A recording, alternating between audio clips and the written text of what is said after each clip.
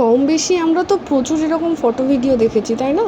যে বেনারসে গিয়ে নৌকায় চড়ে সুন্দর সুন্দর সবাই ফটো ভিডিও বানায়, কিন্তু একটা প্রাইভেট বোট ভাড়া করতে গেলে 1 ঘন্টা 2 ঘন্টার জন্য 3-4 হাজার টাকা অবধি চেয়ে নেয়। হ্যাঁ, ওই রকমই টাকা চাই। কিন্তু এটার একটা টিপস রয়েছে। আমি এই যে বোটটা নিয়েছিলাম 1 ঘন্টার জন্য 400 টাকায় মাত্র।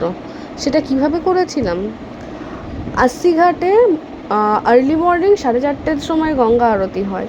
তার বেশ কিছুটা সময় পরে 8টা 8:30টার সময় আপনি যদি যান, ওখানে আমার সাথে একটা দাদার দেখা হয়। সে আমাকে বলে এরকম 2,000 টাকা লাগবে। তো আমি তাকে 2-3 বার একটু রিকোয়েস্ট করার পরে সে 400 টাকাতে রাজি হয়ে গেল।